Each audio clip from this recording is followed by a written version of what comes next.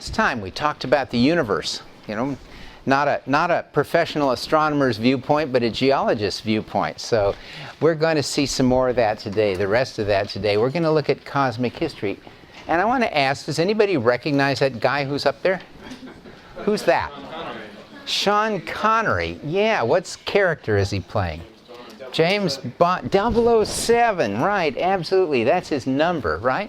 And what on earth do you suppose that has to do with the history of the cosmos?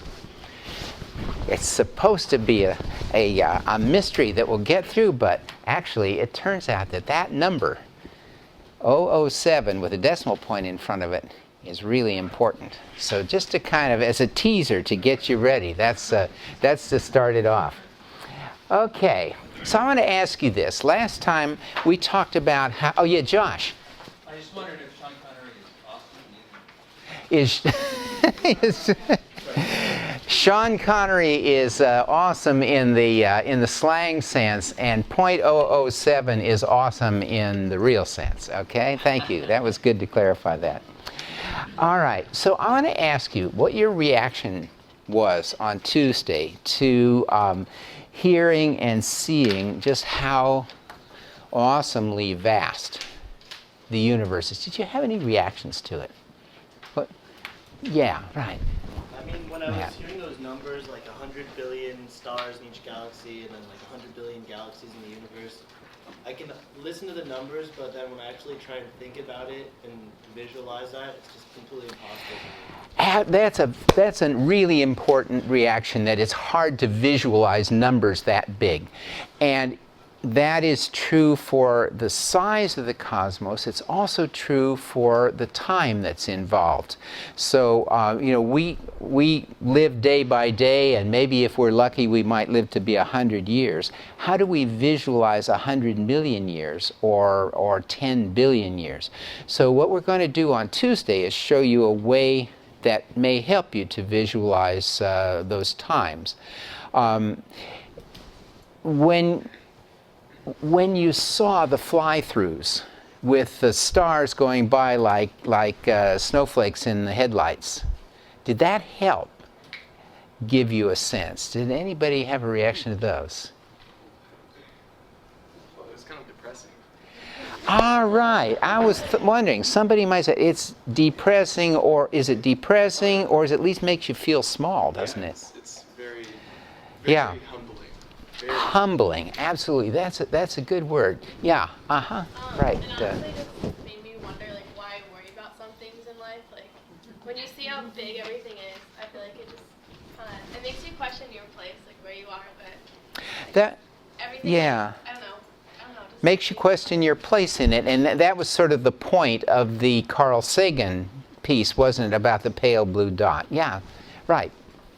When I saw it, I was kind of thinking about the odds that there's absolutely no other place similar enough to Earth that it can sustain life. It seems like just like the sheer number that it doesn't seem probable that there isn't life somewhere else. If there's the same types of atoms and the same types of molecules It would seem with that many stars out there that there almost have to be planets that are similar enough to us to harbor life. Do you know about SETI?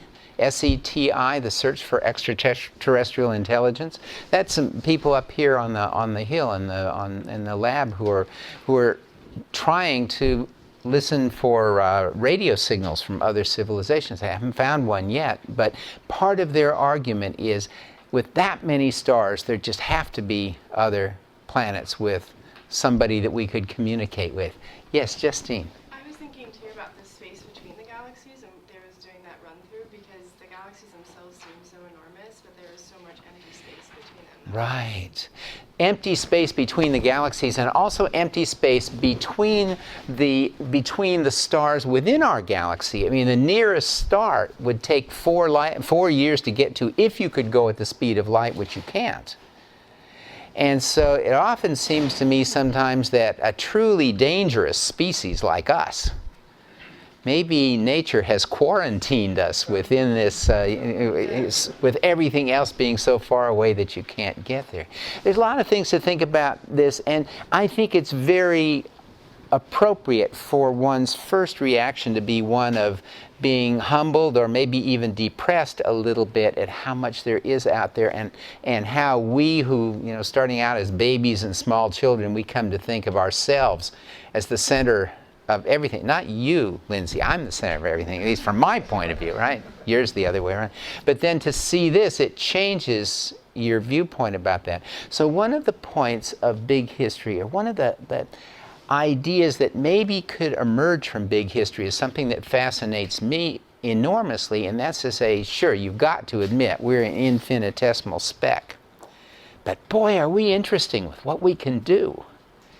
And so somehow, maybe big history will lead people who care about it to a balance between those ideas. I wanted to show you one idea here, one reaction to it that I thought was really interesting. This is from Steven Weinberg, who is a Nobel laureate in physics. And this is his reaction. He said, the more the universe seems comprehensible, understandable, the more it also seems pointless.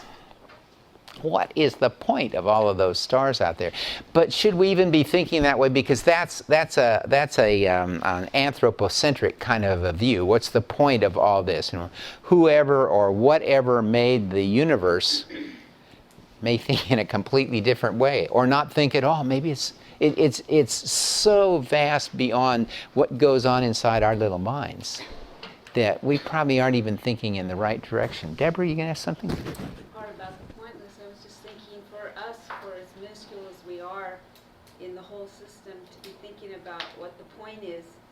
We're such a tiny little speck, that seems pointless too. I mean, it's sort of, our perspective is so minuscule and something so big, it's better just to me, it seems better just to stand back and sort of just better to maybe that's a reasonable point of view. Well, who knows what it means? If it means anything, maybe it's best just to stand back and there are two more questions, but I think I better rush on. Thank you so much. I'll keep coming back to you, but I've got a lot of stuff and I don't want to fall too far behind. So today we're talking about cosmic history, and this was our sort of very first view of it. We're going to elaborate on this a little bit before. This is a history diagram with old at the bottom, 13.5 billion years up to the present. That's really 13.7 is the best number. And here is all of cosmic history. And for the first 2/3 of it, there's no sun, no earth, no other of our planets. And then we appear, and and planetary history starts in there. And somewhere in there, life gets started, and then finally human history is up at this last little bit. So the point that we talked about last time, which was the formation of these elements that are heavier than helium, has to start after the Big Bang, because we understand the Big Bang well enough now to know that it only produced hydrogen and helium, a minuscule amount of lithium, which is the next element. But basically, it was all hydrogen and helium. So then, the early generation stars only had hydrogen and helium in them. That's all that went into making them, right? So they could not have rocky planets, because rocky planets, rocks need silicon and oxygen and iron and magnesium. So you could not have had solid planets around the first generation stars. But those stars produced heavier elements and scattered them into space when they exploded as supernovas. So this goes on all the time. Remember I said in our galaxy there's a supernova about once a century, something like that. Well, there have been a lot of centuries in cosmic history. So the amount of these elements is gradually built up. Let me tell you something funny. Different scientific disciplines have different jargons. If you are an astronomer, the word metals means something different to you than it does to everyone else. For an astronomer, metals are any elements heavier than helium. And so take a deep breath. You've just breathed metals, oxygen and nitrogen and things like that, carbon dioxide. Okay, so anyway, the astronomers talk about the metallicity of a of a galaxy. That's how much of these elements other than hydrogen and helium are in them. So the metallicity of the galaxies, our galaxy, all the others presumably, has been increasing all through cosmic history as more and more supernovas went off and spread these things around. Okay? So then, so what I write here, later generation stars had formed with gradually increasing amounts of heavier elements, with metals in quotes, so they could have rocky planets. And these stars produced and scattered still more heavy elements. So it's been building up. And our solar system here formed when there were plenty of heavy elements to form rocky planets like the Earth. Okay? So that's a sort of a first cut view of a major thing that's been going on in cosmic history. All right. So here's what we're going to do in this lecture. I'm going to talk fast to get through it. I want to show you how it was discovered that the Earth is expanding, because that is the fundamental continuity of cosmic history, is that the entire universe has been expanding. Natalie? Yeah? Oh, okay. You were just expanding. Good. All right. Not asking a question. Okay. Then we're going to go on. We're going to look at some early history, and we're going to look, we're actually going to see the early history of the universe, which you can actually look and see if you see far enough away. Then we're going to sort of see, in quotes, the formation of the Earth. And then I'm going to give you a little bit more detailed view of cosmic history than that slide, the previous slide. And last, I'm going to ask you, why is the universe even suitable for life? How do we happen to even have life here? Okay, so that's what we'll get to the end. Hold on, here we go. All right, so here's the discovery of the expanding universe. This is an important thing. Fundamental continuity in cosmic history. Okay, any of you from LA been to see Mount Wilson? Okay, well, this is where the discovery was made, and I have to insert a story that I love here. You'll hear I tell stories sometimes. This is one of those stories. So this observatory was built in the 1910s, right? I think that's when it was. And the expanding universe was discovered there in the 1920s. In the 1910s, you didn't have roads everywhere. You didn't have big trucks and 14-wheelers and things like that. And they had to get this telescope, and in particular the mirror for it. The mirror is down there. It was this 100-inch in diameter. That's why it's called 100 inches in diameter sheet or block of glass that had been shaped to a paraboloid and carefully ground and carefully covered with silver. It was enormously delicate. It had taken a long time to make. It was very fragile. How are you going to get it up there? There's not a paved road going up there. There aren't trucks. What would you do in the 1910s? Well, you hire a mule skinner, right? So a mule skinner is a guy who drives a team of mules. I didn't literally skin them, but he was a mule driver, right? And that's what you had when you didn't have all these trucks. So they hired a guy who had dropped out of college. He dropped out of high school, at age 14. He was a guy who never got a high school diploma, never even went to a college. He was driving these mules. So his name was Milton Humason. And so they hired Milton Humason and his team of mules, and he took the mirror up to Mount Palomar, and he did it with utter precision and perfection, and there wasn't a scratch or anything on it. Just he did a perfect job. And that was great. So he kind of hung around the observatory as it was starting. He thought this was sort of cool. So he asked Edwin Hubble, the director, could he maybe work as a janitor there? And they said, yeah. So Milton Humason became the janitor of Mount Wilson, and he was the best janitor they ever could imagine. He was a perfect janitor. And after doing this for a while, one day he said, I've been watching at night the guys who developed the film, the negatives from the exposures that had been taken with the telescopes. I think I could learn to do that. And he'd been such a good janitor, they said, well, yeah, we'll let you try. And so he started developing the films, and nobody ever made more beautiful films than Milton Humason did. And he just gradually worked his way up, and he became an assistant astronomer. This was a guy who dropped out of high school. And then he became Edwin Hubble's right-hand man and became a professional astronomer. And in fact, when the expansion of the universe was discovered, which you could make the case that that's the greatest scientific discovery that's ever been made. Certainly one of the top few. The discoverers were Edwin Hubble and Milton Humason. I love that story. So let me show you what they found. And let me explain right now that for some people, astronomers here, physicists, this is going to seem completely elementary. For people maybe in the humanities, maybe it's not. The time will come when it's the other way around. So all the way through here, I will try to explain everything in a way that is understandable to everyone. So Paul, who knows more about this than I do, will just have to be patient through this part. Okay, so here's what they found. They looked at the spectrum. So you know, if you take the sun or a light bulb and you pass it through a glass prism that's triangular and look at it, you will see it spread out into a series of colors. Richard, red, orange, yellow, green. Richard of Orange gave battle in vain, right? Some way to remember it like that.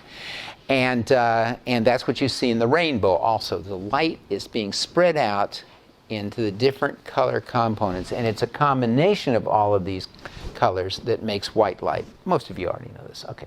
So now what happens if instead of a light bulb, you take a gas of a particular composition? You know, it might be, you know, there are sodium vapor lamps that give off yellow light, right? So what will happen is then it's not giving off all of these different colors. It gives off particular color bands or lines in there. So this is called an emission spectrum because the gas is emitting light of those particular frequencies, right? Okay, so that's an emission spectrum. But you can turn it around, and instead of having the gas give off those frequencies, you can have the gas absorb them, because the atoms in that gas are tuned to certain frequencies. So here's what you can do. Go back here and have your light bulb and your spectrum, and in here you pass it through the same gas, but it's cold, and what it does is it knocks out the light of those colors. So you get the full spectrum here from the light bulb, but the cold gas is knocking out those same frequencies. So those are called absorption lines. And when you look at light that comes in from distant stars or different galaxies, what you'll see in it is that there are absorption lines in there, because in the, you know, floating around the universe is gas of different kinds, and it just cuts out, it takes away those particular frequencies. All right, so astronomers knew all about that. And what Hubble and Humason discovered was based on something called the Doppler effect. You know that if you stand by a train track and the train comes toward you, the whistle's high-pitched, and as it goes past you, it drops. Or maybe people are more familiar now with NASCAR. That's the sound of the cars coming toward you with a high-pitched roar, and then the pitch drops as you go. And the reason is that if you're standing there listening to a source of either sound or light, the waves go out in these sort of circular patterns, and both of these kids hear the same pitch or see the same color. But if the source is moving toward her, it piles up the wavelengths in front, and she sees a higher pitch because the wavelengths are shorter. So that's what happens when the train is coming toward you. You hear the high pitch. Or in the case of light, it's shifted towards the blue, which is the higher frequency light. And then he, on the other side, it's going away from him, so he hears the lower pitch or sees a red shift, sees the light shifted toward the red. And I'm aware that for those of you who know all about this, it might be better to think in terms of light being stretched by the expansion of the universe. But this is the traditional way to present it, as the Doppler shift. And what Hubble and Humason discovered was a Doppler shift in the light. So here's a spectrum, and this is if the source, the light that you're seeing, that's giving the source of the light that you're seeing, if it's stationary with respect to you, this is where the absorption lines are. If it's moving towards you, you see these things are shifted toward the blue side. If it's moving away from you, they're shifted towards the red side. So this is called redshift. And in fact, This is what Hubble and Humason discovered when they used this wonderful new telescope. They looked at distant galaxies, and what they always saw was that the light was red shifted, and that meant that everything was moving away from us. Not the really close galaxies like Andromeda, not the ones that are right in next to us, but all the ones that are far enough away so they aren't just local effects, all moving away from us. And the farther away they are from us, the faster they're moving away. Okay, now the first thing you might think about that is that that means that we're at the center, right? Everything's moving away from us. Privileged position, that's why we're really special. But in fact, when you think about it carefully, that isn't the way it works at all. What's happening is everything is moving away from everything else. If you have something that's expanding, all the points on it are moving away from each other. So no matter where you are in the universe, it looks to you like everything is moving away from you. The way that people often think about that is to imagine that you've got a balloon. Did I say this the other day? I said this maybe in the discussion section. If you blow the balloon up a little bit and you have a magic marker and you put a bunch of dots all over the balloon, and then you blow it up more, it gets bigger, every dot moves away from every other dot. So no matter which dot you're looking at, all the other dots are moving away from you. Or if you want a three-dimensional example, imagine that you're baking raisin bread and you've made the dough and you've got raisins stuck in it, and then you put it in to let the dough rise and it gets bigger. Every raisin moves away from every other raisin. So that's what's going on. And this is the great discovery of Hubble and Humason, that the universe is expanding. And as I said a little bit earlier, this is the fundamental continuity of the history of the universe, is that it's been expanding ever since the Big Bang. And it's still expanding, right? The universe is just getting bigger and bigger and bigger. Things are getting farther and farther apart.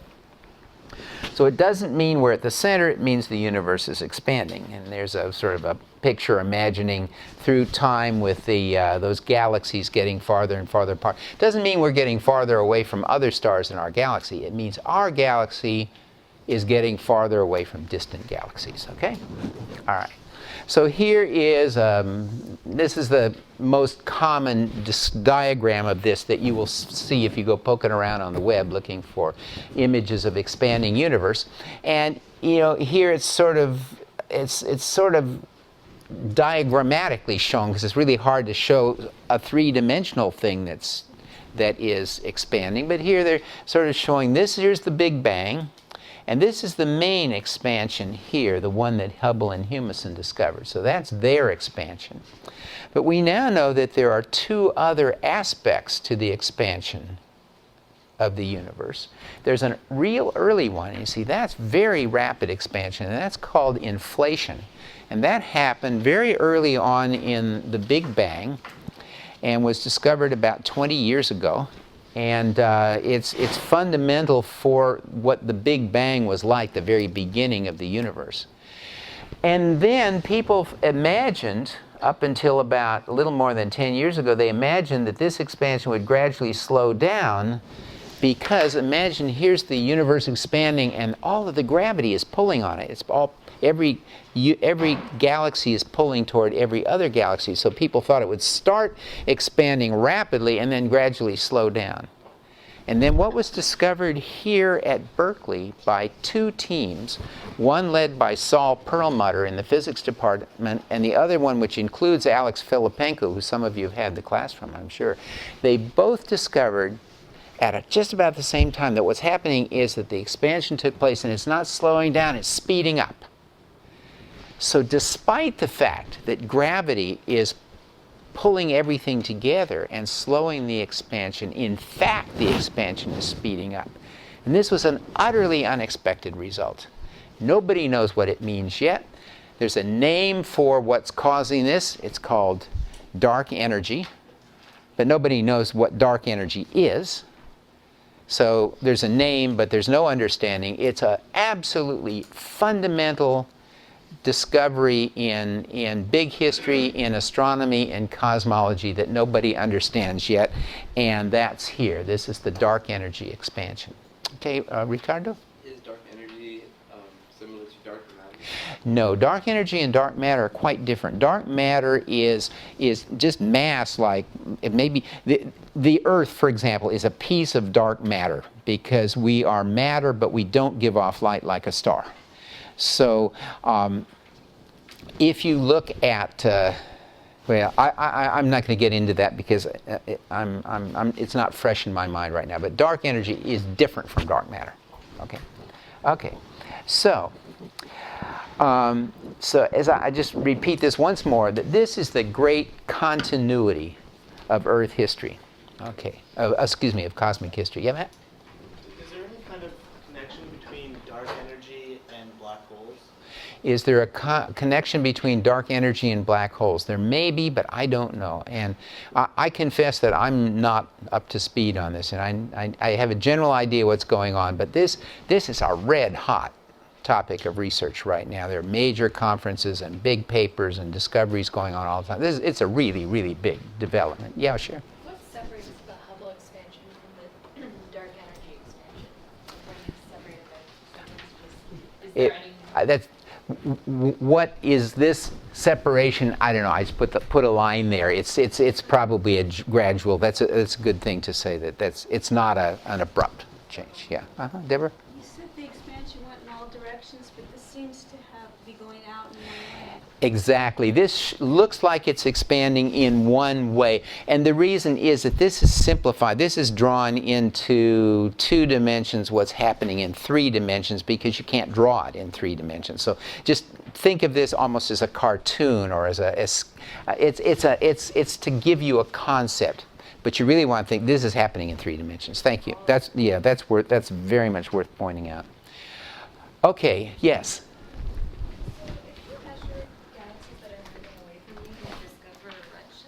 How do you know that it's a redshift and that it's not actually at rest?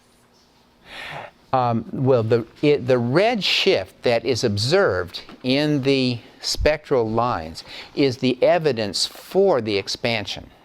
But they don't have do they have, yeah. What's a reference to? The reference would be, and Paul, do you want to answer that question or shall I? Because Yeah, basically, when you're looking up and you're looking at a star or a galaxy that's moving away, you're looking at certain elements in there. Like you see those lines, those are certain elements. And we have those elements here on Earth. We can go into the lab, burn metal, and we can find in our reference frame what that line is created like in the lab. So we have that, it's in our room, it's moving with us. So when we look into the sky and we see it shifting left to right, we know whether it's moving forward or away from us. How do you know that that's the element? Because we've basically mapped out all the elements, and they're pretty easy to tell which one is which. It's basically we use the one in the lab and we match it because it's always very close. They don't look that much. that's a really good answer. Thank you, Paul. And what they do is you see those lines that are greatly redshifted, and what you can do is you just can calculate what those line spacings would be like if it was at rest, and then you find what, as Paul says, just what you get out of that element, that gas in a laboratory. One more question? Yes, right. I was just going to say that each element has it would be like a fingerprint line sequence. Mm-hmm. So you know how, like, if it's like 1, 1, a big gap 2, that's like a specific element. So when you see that same spacing shifted down, you're like, oh, it's just shifted over. So then you can calculate from what it would be at rest and go back. This is random, but how do they know that it's not a new element? How do they know it's not a new element? Well, because you get what Katie says. There's a fingerprint. These lines are spaced, close, close, wide, close, wide, close. And what you can do is that you can calculate what those would be, where they would be, what their frequencies would be if they were not moving, and you get an element that ought to be there in those clouds. So thank you, Katie and Paul. Those were great answers to that. Okay, now. You cannot see the history of what happened in human history. I mean, you can't go back unless you have that DeLorean in Back to the Future, But we can actually see what happened in the early history of the universe because there is light that is coming to us from so far away that that light was emitted a very long time ago. So you can literally see the early history of the universe. That's what I want to show you here a little bit. So if you want to know what was happening when the universe was very young, what you'd like to do is look at some galaxies who emitted their light a long, long, long time ago. And you can do that. And so that's what the deep field was about. So here is a nearby galaxy. Now this one is nearby, so the light hasn't been traveling that long. This, the light left there some time ago. It might be 1 million years ago or 100 million years ago, but not very long in cosmic terms. So that's what galaxies look like about now. Presumably our galaxy looks something like that, with those beautiful spiral arms. Notice the beautiful spiral arms in there. This galaxy has organized itself into this kind of a beautiful pattern. And what you'll see as we go back and look at really old galaxies is that they are so old that they have, at the time the light came out, they had not yet had time to organize themselves into a spiral. So they look lumpy and irregular. So this is a nearby galaxy. All right, so now if we look at it, yeah, Matt? So what you mean is that galaxy is like mature, and when we see the really old ones, we're seeing them when they were juveniles? That's a really good way. The one we just saw is a mature galaxy like you, and the others are like little kids who haven't formed their personalities yet. How's that? I like that. It's a good way of putting it. Okay, so here is a cluster of galaxies which are not that far away. Mentally filter out the stars. This one is a star here that has these ones with the crosses in them. Those are usually nearby stars. But somebody was asking last time about galaxies that have collided.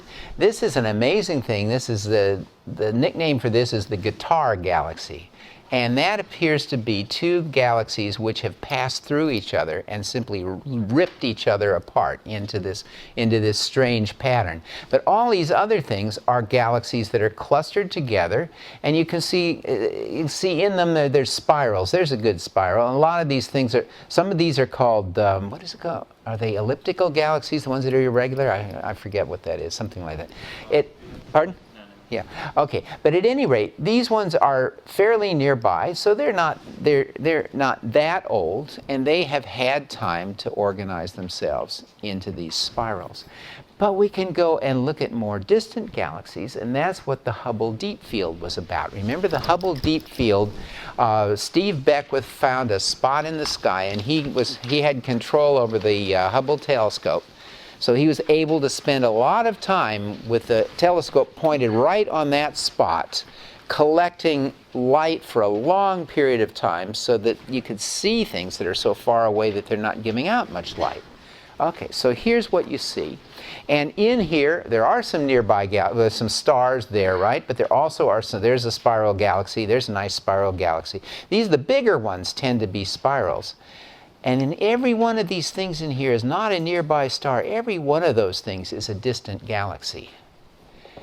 And this was so cool that Steve Beckwith decided that they should follow the Hubble Deep Field with the Hubble Ultra Deep Field. And so they went into some tiny little spot, and they spent even more time there. So again, get your eye used to this. Here's a star with the cross on it. Here's another star. There's another star. This is a nearby spiral galaxy. It's nearby because it's big. You can see that it's big, and you can see the spiral arms in it. So this is a not very distant galaxy that has had time to form a spiral. Now when you get down here, all the little green circles are enclosing extremely distant galaxies. So they are, to begin with, they are so far away that they're very dim, you can barely see them. In fact, what I'm going to do here, just for a second, let me turn this off and let you just kind of have a look at that picture. Okay, so let's go on now and see what they did. So they went in there and they looked carefully. They sort of enlarged as well as they could a bunch of these, and you can see two things about it. So these are extremely distant galaxies, and first of all, they are literally red. I mean, they have been shifted so far to the red that their light is simply red. Yeah, Matt?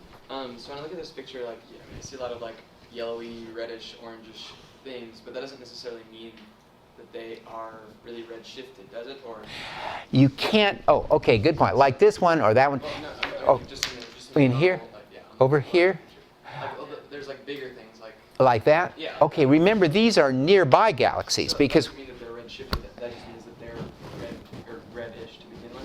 no, it would mean that all of these galaxies are red-shifted somewhat. Now, maybe one thing that I didn't make clear is in order to find out how much they're red-shifted, you need to take a spectrum of them. You need to look at the spectrum. You can't see it just by looking at the picture, although I think maybe for the ones that are literally red, you could say yes. But the astronomers have set up sort of ways of mass-producing spectra of these things, and you can tell for each one, you can see how far those lines, those absorption lines, have been shifted, and then that lets you tell how far away from us, how fast they're moving away from us, and then since the farther away you go, the faster things are moving away from us. You can use that then to estimate how far away they are. So remember when we went on that simulated drive on Tuesday? Well, the way that was set up was that they had measured the redshift on each one of those galaxies, so they knew how far away it was from us. So they could set those all into position in space, and then the computer flies you through them. Thank you. That was good to clarify that. Okay, so the first thing about these things is that they are red shifted, and they're actually literally red. And the other thing is you don't see any spirals in there. And you first might say, well, maybe that's because they're so small it's hard to see. But the more they look at them, they just can't find any evidence that these things have had yet time to be red shifted. So here's Steve Beckwith, who's Vice President of the University of California System for Research. And he gave a really great talk here, a lecture here at Berkeley 2 or 3 years ago in which he presented all these. It was just wonderful. Okay, and here's another way you can look at it. Here's the Hubble Space Telescope. It's sitting here circling the Earth, and it's looking out at galaxies.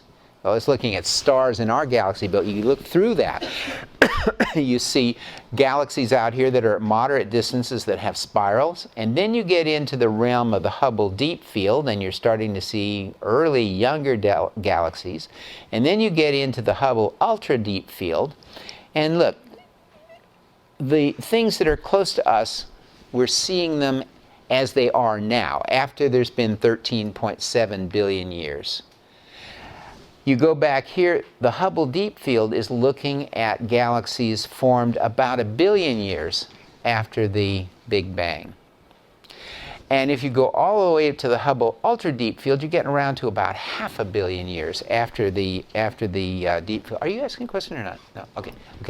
All right. So yesterday I got an email from one of the students in the class. Actually, Millie sent me this email. She just heard on NPR a report of a paper that has just been discovered, or just been published, about the earliest galaxy yet to be recognized. And so here is yesterday's hot astronomy news, and it says Hubble spies faint glow of oldest, most distant galaxy. So I'll just read you the first paragraph. Using a powerful new camera on the Hubble Space Telescope, astronomers have discovered what appears to be the most distant object ever observed, a small proto-galaxy some 13.2 billion light years away. Remember, the universe, the best number now is 13.7 for the age of the universe. It dates back to just 480 million years or so after the Big Bang birth of the universe. So that guy, we're seeing it as it was, very close to the beginning. And there's the picture that went with it. So it's from, you see, from the Hubble Ultra Deep Field. Okay, so this is how you can actually look at very distant objects that are so far away that their light has taken so long to get here that you're literally seeing the history of the universe the way it was at the very beginning. Okay, so now I'm going to go to the next point and say, what can we see about the formation of the Earth? And it turns out that obviously we can't look at the Earth as it was, that long ago because it's not that far away. It's right here, right? Yeah, Matt? If we were able to travel faster than the speed of light, and we had some amazing telescope with us on this imaginary spaceship, then we kind of would be able to see the history of the Earth, right? You would. Of course, it'd have to be a pretty good telescope because, when you get far away, you can't actually see the planets. You can see the sun. But if you got far enough away from us to see us as we were this long ago, you would be seeing our galaxy with a great redshift. It would look just like that one, Maybe there are folks in that galaxy right now looking back and they're seeing our galaxy and say, oh, big discovery. Oldest galaxy yet discovered. Okay. So let's see what we can say about the beginning of the Earth. Oh, okay. I'm sorry. Kelly? Oh, sorry. I had a question. Yeah. How did they find the galaxy? Was it kind of like a needle in the haystack, or what did they like? How did they find the galaxy? Yes, it was a needle in a haystack. I think what they did, and I've skimmed this. I haven't had time to read the article carefully, or the original technical article, but I think what they did was they just looked at lots and lots and lots of them and looked at their redshifts. Is there a program that just automatically kind of like looks at everything? Yeah, the astronomers have so many things to look at that they set up these sort of mass production things. What is the one called? It's the Sloan Digital Sky Survey. You guys know about that? Yeah, it's a telescope that takes digital images, and then those images are processed by these supercomputer things, and they're searching all the way through, and they can automatically do the spectrum. And they were just presumably, my guess without reading the article would be that they were just simply searching for the biggest redshift they could find, and that was it. And they're probably still searching for bigger redshifts yet. Good question. Okay. So let's see what we can say about the formation of the Earth. In a way, this is a transition to the next regime of big history that we'll be dealing with, which is Earth history.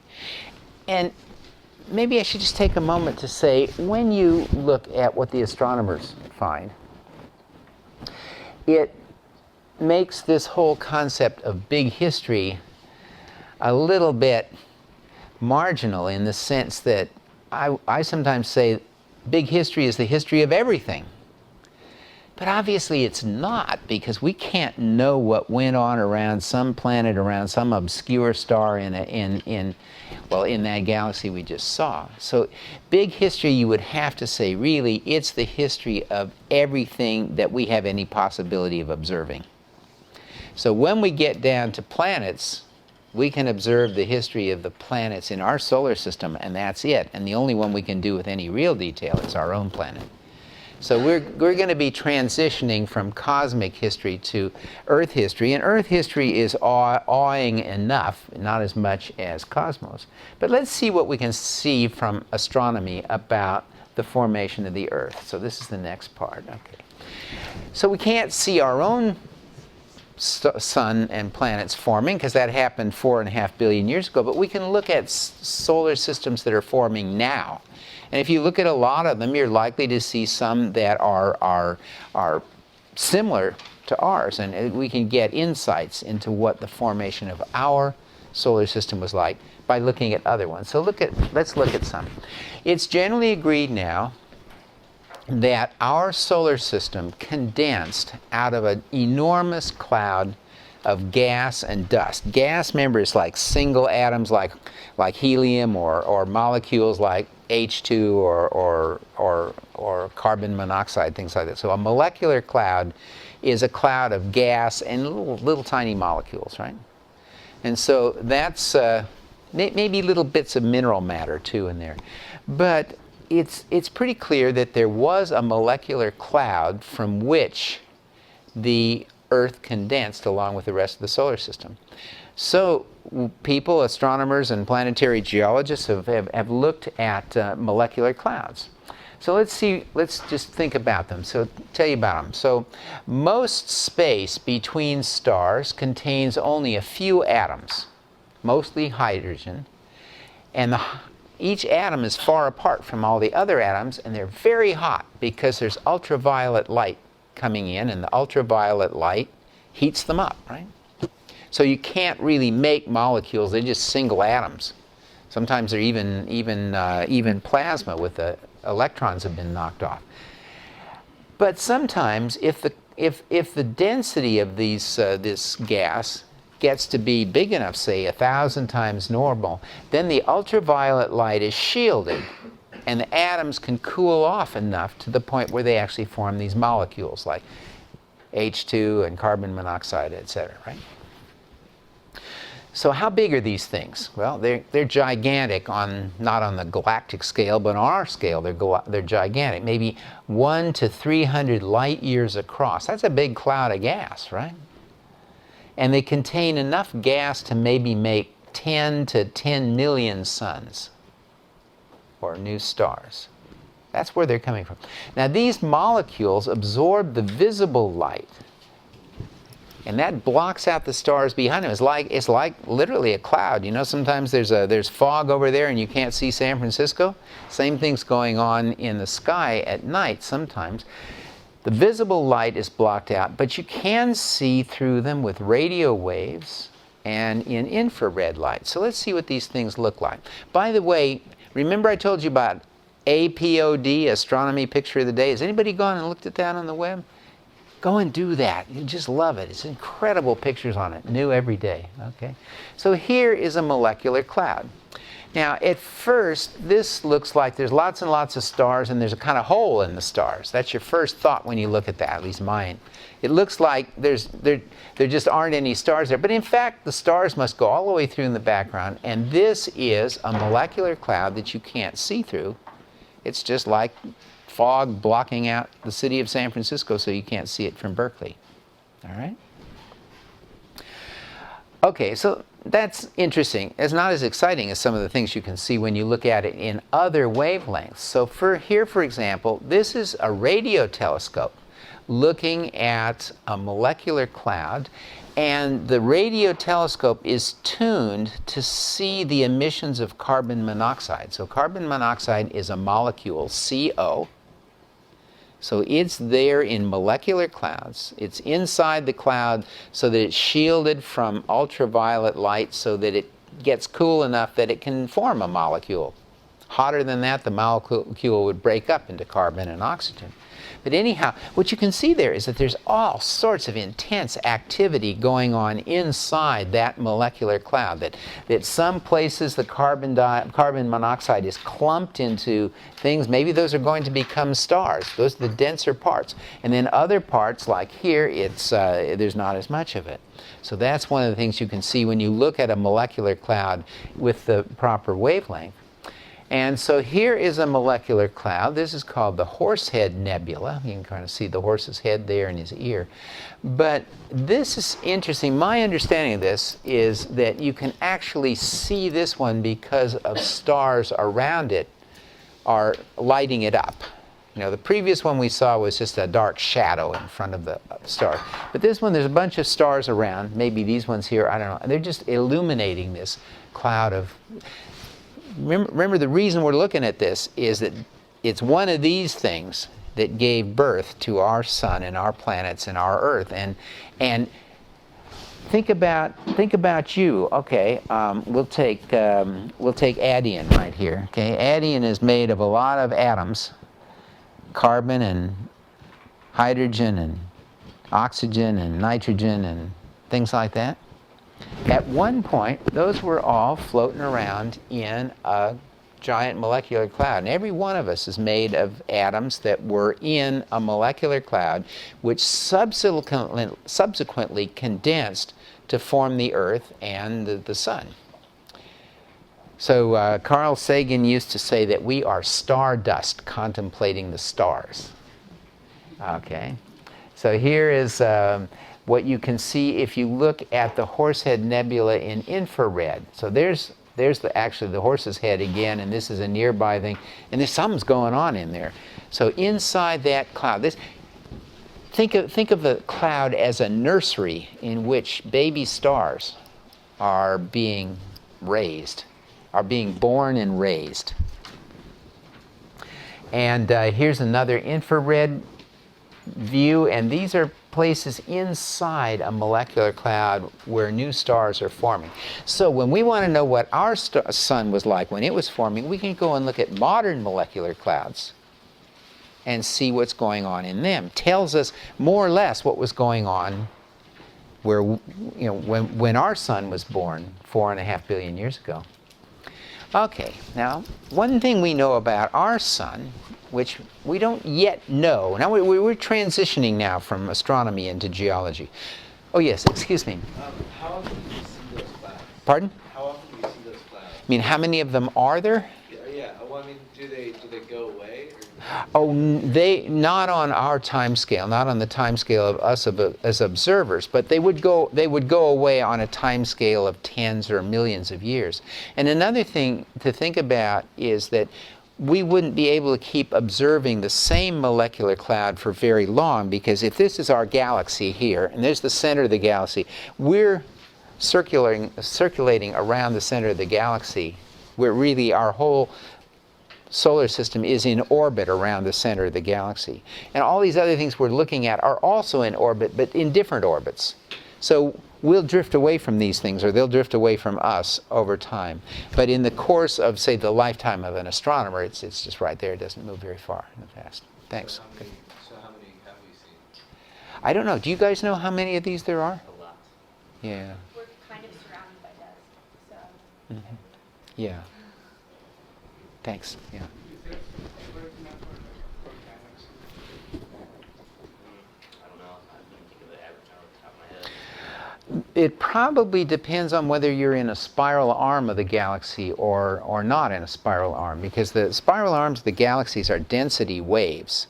And so there's a kind of if this is the center of the galaxy here and this is a spiral arm, it's not a physical thing that's going through like that. It's rather a dense portion, and then the density moves through the material that's there. So that's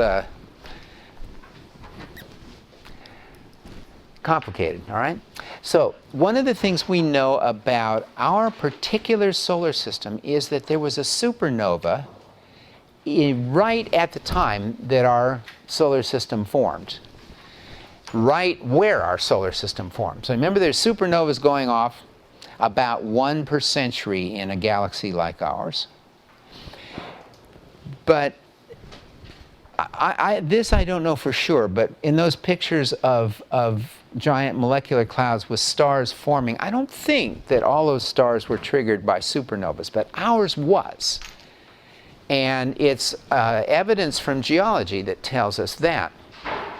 So we know that there was a supernova close to the molecular cloud that collapsed to form our solar system, and just before the collapse. And the reason is that if you look in meteorites, and meteorites were asteroids or comets that kind of were orbiting around in the solar system ever since the solar system formed, and then recently they've fallen to Earth. So when you look at a piece of meteorite, you're looking at something that formed when the solar system formed, and basically nothing has happened to it since then except that it fell to Earth. And when you measure those things, when you look at them chemically, what you find in the meteorites is xenon-129. Okay, xenon is a heavy noble gas. Remember, noble gases like neon and argon, they don't combine with anything else. They can't bond. They're called noble gases because they don't deal with anyone else. They're just single atoms, right? And a single atom doesn't get incorporated in a crystal. If it can't bond with anything, it can't bond into the crystal. So there's no way that xenon can grow into a crystal because it doesn't bond. And crystals are made of atoms all bonded together. And so some of the crystals in the meteorites have xenon in them. And this particular xenon, with this number of protons and neutrons, is a gas that forms by decay of iodine-129. Now, iodine can bond into a crystal. So shortly after, or right at the time that the solar system formed, there was iodine-129 around getting incorporated into crystals that are now in meteorites. But the problem with iodine is that it's radioactive, and its half-life is only 16 million years. So that it means in a few times 16 million years, it's all gone. There isn't any more. Where do you get iodine-129? How does it get made?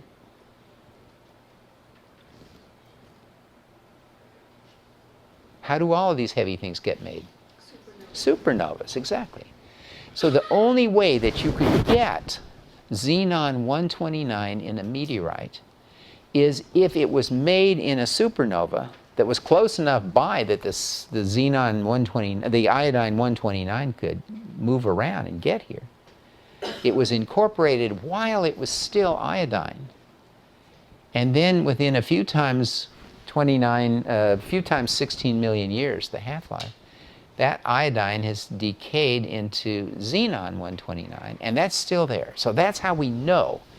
And this is one of the things that we're really quite confident that there was a supernova near where the Earth formed. Probably there was a giant molecular cloud, and the shock wave from the supernova would have compressed that molecular cloud and gotten the condensation of the solar system started. Okay? I hope that's reasonably clear. Okay, so let's look at supernovas for just a moment. So here is the Crab Nebula.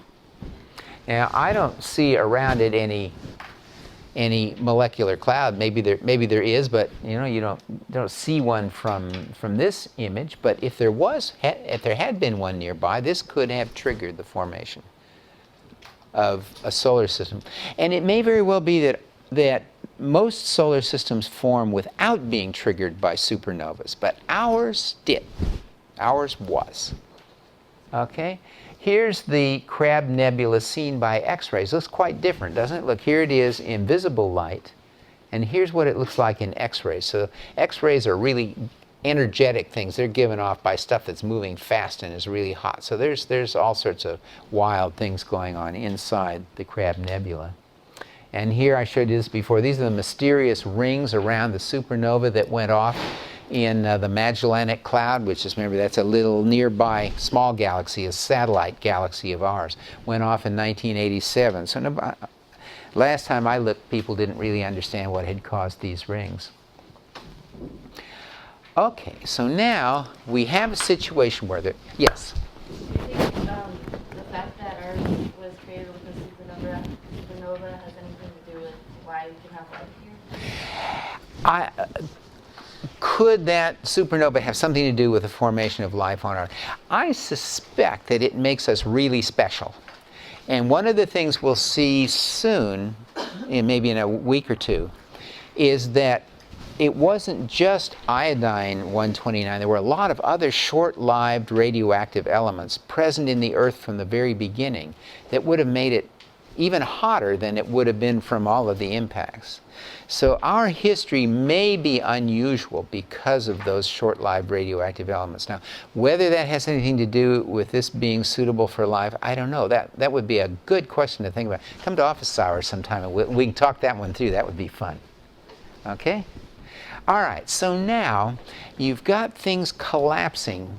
The density of this molecular cloud has been increased because there was a nearby supernova and the shock wave just compressed the molecular cloud. So now the density is greater, things are starting to come together. There's always some rotation in it because there's an average motions that turn into, and as this portion of the cloud that's going to form the solar system, as it begins to collapse, it flattens into a disk. And I don't want to take the time to explain that now, but if anybody's interested, I can explain it afterwards. But the collapsing cloud flattens into a more or less circular disk. And these things now are actually visible. Here are a couple.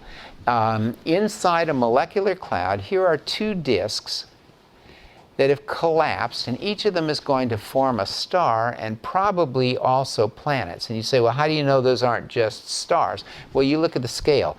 20 astronomical units. This thing is 20 astronomical units apart, across. An astronomical unit is the distance from the Earth to the Sun.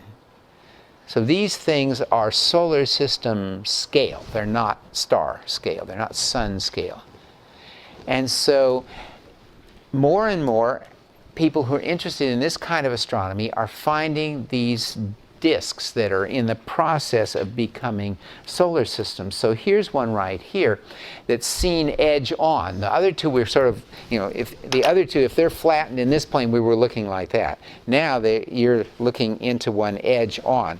So in this one, what you can see in visible light, this is a protostellar disk. That means what's going to become a star of dust and gas with a cleared out inner region the size of our solar system. So this is about the size of our solar system. So that means that planets are going around there and they're cleaning out the dust and gas that's in there. That's all just being incorporated into those planets. Out here there's a disk that's still lit up, and you see there's no star there yet. The star has not yet lit up. The nuclear furnaces have not been turned on yet in that star. So you see all the things that we can see from looking at objects in the solar system that let us infer what the beginning of our solar system was like. Okay? Yeah? What did you say made up the two outer regions that This one's here. That, I don't remember the details on this one, but that would be gas and dust, and why it's giving off light, I'm not sure. But here is where I got it on APOD, and you can go and look that up and find out. I'm sure it will explain that. That's visible light. It says invisible light. Astronomers, do you know the answer to that? Yeah, it does look infrared. And it would make sense because the gas on the outside would be collapsing inward. Uh-huh. If the star hasn't lit up, we're not going to see the gas really well. Mm-hmm. Mm-hmm. It's a really good question. I'm sorry, I don't have the answer to that right offhand. Okay, but eventually then the star does light up, and here is our sun at the present time, and it was formed 4,567 million years ago. So a lot of history has gone on in this planet. But I want to ask you a question about this. Interesting question, and that is, how efficient is the nuclear fusion that makes stars shine? So in that sun, matter is being turned into energy. And an interesting question is, how efficient is that?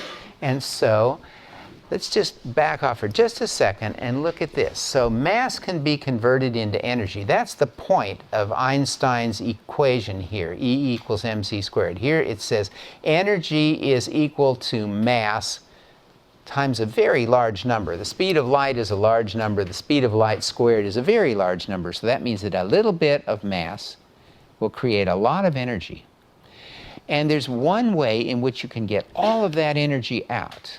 And that's if you have a piece of matter like a proton and a piece of antimatter like an antiproton. If they touch, they annihilate each other and they give off all of the energy. Nothing's left except energy. No mass is left. And so that's called annihilation, and it's 100% efficiency, 100% efficient. So in this interaction, the energy that's given off is equal to the mass of the two protons times this huge number. Okay? Well, we're not very used to this. We aren't around annihilation very often. But we are around candle flames. So what goes on here? Well, here it turns out energy is being created out of mass, but what's left after the energy comes off has only, its mass has only been reduced by 1/billionth. So that says that the energy, the efficiency of this is 10 to the minus ninth, 1 part per billion. So you can see there's a huge difference between annihilation that's 100% efficient and chemical reactions. I'm sorry, Professor Kim, chemistry just doesn't stack up there with physics in this particular regard. But at any rate, so then the question right here is, how efficient in converting mass to energy is nuclear fusion in stars? Anybody know? What's the number that goes here in front of the mc squared? Yeah, we got some people who know here. This is the situation, man. We talked about here is Sisyphus and Brotherphus pushing their protons up here, and if they can get them over the lip, They drop down into this energy well, this potential well, and you see they have less energy left than before they started. And that's the energy released by nuclear fusion, and that's 0.007 is the efficiency. It's 0.7%. So now you see what James Bond has to do with all this. Okay, at this point, let's take our little momentary break. Don't talk, just relax and focus. And I do want to ask, is that sign-up sheet gone all around? Is there anybody here, not auditors, but anybody who's in the class or on the wait list hasn't signed this? Great, thank you. Take a moment. Is that where he's saying that matter is destroyed? It's just gone. Yeah, you can't, because energy and mass are the same thing in different forms. You turn it into energy. If you're 4.567 million years on one side instead of billion, is that I'm sorry, what? The sun formed 4.567 billion years ago? Yeah. I think you might have wrote million. I probably said it wrong. Okay, thanks. I'll say that. Start. I'm just okay. a little, get some water. But. No, you're exactly right. Thank you.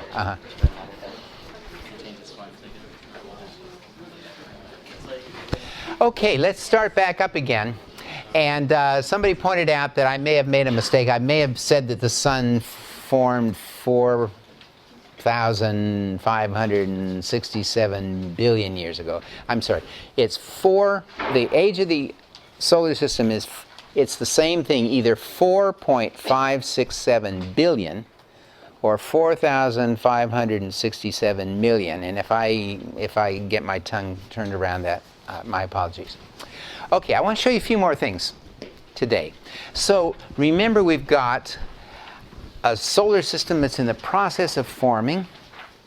The sun is eventually going to light up, but now planets are accreting.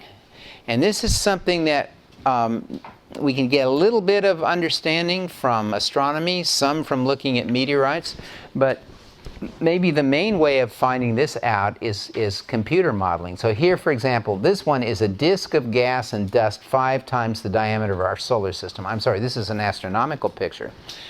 But people are doing computer models, simulations now of what happens in that disk of gas and dust that's going around the sun as planets form. And here you can sort of see there's the sun, and what's going around here is this is a growing object, a growing nucleus of what will be a planet. And as it moves around here, it's gradually wrapping up and pulling in more and more dust. So essentially what goes on in the very beginning of a solar system is that growing planets just clean out the dust and the gas. You know, we have it's pretty good vacuum around us here, but when this Earth was first forming, it wasn't. There was all sorts of stuff out there, dust and gas and little bits of rock and stuff, and smaller pieces that were starting to form like these ones here. See, this one may eventually, instead of growing into its own planet, it may get caught by that one. And here's another picture. So this is something that a lot of computer modeling is going on right now to try to understand how this works. And this is something. I'm going to skip that for a second. Excuse me. Just I don't want to get too far behind. So then the sun lights up, and now we can see this in places in the sky where a molecular cloud has nearly finished collapsing to form stars. So there are places where there are lots of young stars here all together, all just lighting up. And then this is a famous picture. I'm sure many of you have seen this. This has been called the Pillars of Creation. And this is the remnants of a giant molecular cloud that must have been all the way around through here. And in it there stars form. So this star formed, and once the star lights up, the radiation pressure from it just kind of cleans out the molecular cloud that's around it. So these things are born in a messy, dirty thing, and then they light up and they clean up the area around them. So this guy has cleaned up what's around him, this one too, maybe. In here and in there, there you can see there's a star just behind there that's in the process of literally eroding away. It's eroded away all this part of the cloud, and this part hasn't gotten eroded away yet. So it's a wonderful dynamic view that we're starting to have of what the birth of a star and a solar system like ours are like. Yeah, Deborah? When a star lights up, is there an immediate change in the surrounding area? I mean, does it cause... Let me just say, what happens when it lights up is very complicated. It goes through several stages. It goes through something called a Hayashi track. But the people are beginning to sort out the stages of what happens. Initially, stars are extremely hot, even though they don't have any nuclear reactions going on, just because so much stuff has fallen together. And it's you know, every time something falls in, it releases energy of just falling in. And so it's a long, complicated process, and people who are specialized in this are in the process of understanding it right now. Okay, I love this picture. This one is somewhere in here is a star, probably obscured by dust, that's just lighting up, and it's probably spinning, and out the spin axis are coming these jets of material. Here you can see one coming out here like that, and this is a shock front where the front of this jet of matter is compressing the dust around it and heating it up, and here at the other end is another. Isn't that an amazing picture? Nobody would have thought of this stuff before the Hubble telescope started seeing things. So there are a number of these around in the sky that have been studied now. Okay, so this is the environment that Earth was born in, that the Earth was born in, where wild stuff is going on like this. And as we'll see when we get into the next section of the course, huge numbers of objects smaller than the Earth were hitting the Earth all the time. And each one of those, it comes in so fast that it melts everything around it. The Earth must have been literally molten when it first formed. I mean, our solar system was born in violence. And so a question that we will address as we go on is, how did Earth get from this, which is a small planet which is probably molten most of the way through because objects are falling all the time, and there isn't any nuclear activity going on here. This is just energy of big rocks falling fast and heating up what they hit. So how did we get from that to this lovely planet that we live on today that's so suitable for life? What were the changes that happened? Well, that's going to be a question as we get onto Earth history. Okay, so I want to rush on now, and first of all, just show you briefly the general outlines of cosmic history, and we'll talk about this more next week. But this is a diagram that I made actually to try to understand what cosmic history looked like. If you're in the back and you can't see it, it says older is at this end and younger is at this end. This is the 13.7 billion years of cosmic history, and it shows various things, and we will talk about these tomorrow. But this is the redshift. So things that are very much older are greatly redshifted. This is the work that was done by Saul Perlmutter, showing that in fact the expansion is actually accelerating. And this one is useful here. This is the history of metallicity. Remember, metallicity, metal is anything heavier, any atom heavier than helium for an astronomer. And so it shows that metallicity was 0 right after the Big Bang. And then this is a best estimate on the increasing amount of metals. And this gray band is the uncertainty band on it. And so what it shows is that by the time the sun formed here, after 2/3 of cosmic history was over, metallicity was up to the point where you could have enough silicon and oxygen and magnesium and iron to make planets like the Earth. But back here, any stars that formed in here wouldn't have that. And here, by the way, is the galaxy that Millie told me about yesterday that was formed 13.2 billion years ago. In other words, only 500 million years after the start of the universe. So this is how far we've gone back now. If you look in the very beginning, that's where the Big Bang takes place. And I've got a drawing here of the Big Bang, which we have to do on a log scale. And again, older, younger. So this in here in yellow is all, this is actually the history of the entire universe, and this is, the yellow is all the parts that have, all the time when there have been stars. Before that, there was a time called the Dark Age when no stars had yet lit up. And earlier than that were all of these interesting things that have happened. And what I'm going to do, since I have one more thing I want to tell you about, I'm going to save this and tell you about this next week. We'll talk about this diagram next week. So the last thing I want to do is talk to you about this question of why is the Earth suitable for life. And I'm not going to use any more slides. I'm going to sit and just talk to you about this.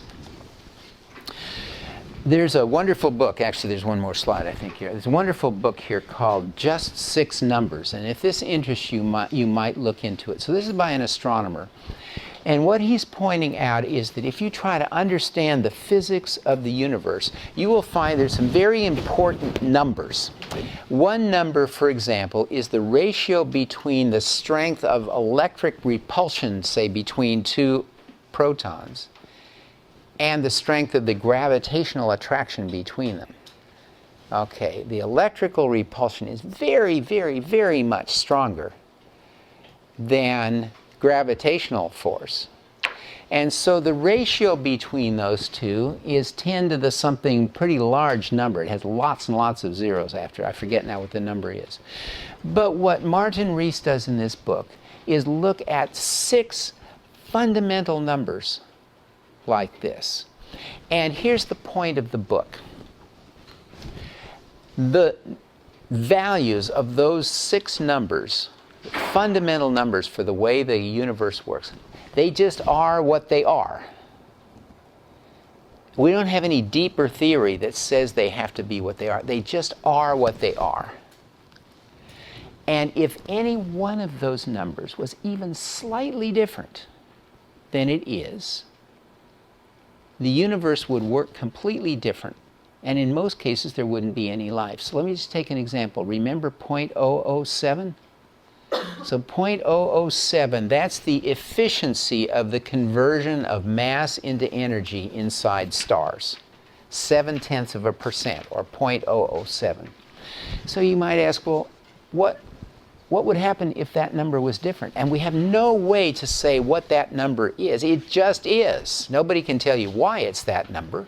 It seems like it could be any other number, but it's just 0.007. And what Martin Rees does in that book, Just 6 Numbers, he shows you that if it were even slightly different, supposing it were 0.006 or 0.008 instead of 0.007, the universe would work completely differently. And stars would shine for different lengths of time. For example, if that efficiency was lower, stars would not shine for nearly long enough for life to appear. If that number were higher, everything would have flashed into other elements much earlier on, and you wouldn't have stars still burning. And I'm not going into the details on it. Anybody that finds this interesting, read the book. It's fascinating. But the point is that if the universe were not exactly the way it is, if the numbers that describe the physics of the universe were even slightly different, there wouldn't be life, there wouldn't be us. And nobody knows why those numbers are what they are. So here are 3 possibilities that you draw from this, 3 conclusions that you could draw from this observation, that these numbers just are what they are. One possibility is maybe there's a deeper theory that someday people will figure out that says that number has to be 0.007 and the other 5 numbers have to be what they are. But nobody's anywhere near even a hint that any such theory exists. It just looks like that's the way it is. What's the second possibility? The second possibility is that whoever or whatever is responsible for the universe existing, and we could just use God to say, to identify that source of the universe. Maybe God set it up that way. because God knew that if you made it 0.008 or 0.009, it wasn't going to be interesting. And maybe God wanted to have an interesting universe. Scientists aren't very comfortable with that because all previous times that people have invoked God to explain something, it has turned out that that wasn't the explanation. So we aren't comfortable with that, but it could be the answer. The other possibility is the wildest one yet, and that is the possibility that maybe we're only one universe that happened to have the 6 numbers with such values that it got to life, and maybe there are a vast number of other universes, maybe even an infinite number of other universes, which have other numbers, which produce different things, maybe not life, maybe something else, maybe something different. And Martin Rees, who wrote the book, kind of likes that idea. That is called the theory of the multiverse. You know, universe is one cosmos, multiverse would be a vast number of cosmos. And so the thought I'll leave you with here is that there are huge, huge mysteries in what science knows and doesn't know, and huge mysteries that underlie this whole topic of big history that we're dealing with. I have no idea what the answer to that is going to be. Maybe some of you will make the discoveries of what is happening. But there's a good question for you. See you next week. Question. Was nebula